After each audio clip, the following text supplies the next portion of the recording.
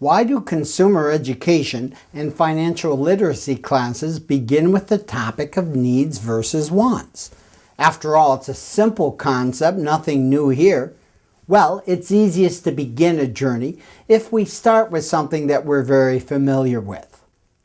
There are some things we all must absolutely have to survive: food, water, shelter, clothing, other people. These are the bare bone minimums.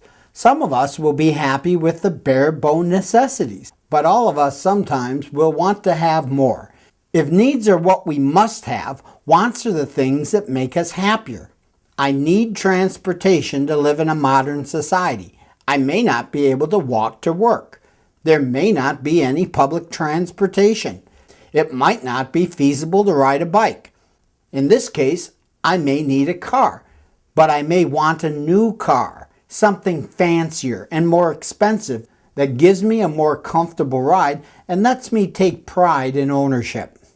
If I make a list of things I need, I can always find ways to meet those needs with something that is fancier, more stylish, something that makes me special, something that might be more fun. But I can meet my needs with something simple. I don't need the latest, the greatest, the biggest, and the best. And that's why we need to think about needs versus wants. You see, I can meet needs in less expensive ways. Life is about compromises. It's true, you can't always get what you want. As consumers, we all learn this. Even wealthy people learn that some things cost more than we are willing or able to pay. When consumers face buying decisions, it is helpful to think about compromises. How much do I have to spend to meet my needs? When spending money, we can ask ourselves whether or not we can afford what we want, or if we should save money by settling for the things that give us what we need. We don't have unlimited funds. Most of us work for a living. Most of us work hard for a living. Remember, every dollar we save is just as valuable as every dollar we work and earn.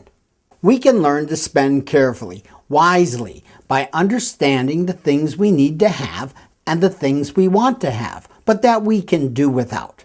There are some things we all need. There are things we need to buy and pay for. Financial literacy, consumer education, begins by understanding this. There are many things we want, and these can be fun to buy. The question is, am I better off not to spend that money? Are there some purchases that I should put off? Are there some things I want now, but that I can think about purchasing later? Remember, when we wait to buy things we want, not only might we find better values on the things we want, but technology changes, new products come along, we may find something that we want even more. We can always have opportunities in the future to buy the things we want. It can be a real advantage to wait to buy things we want later when we find a great value.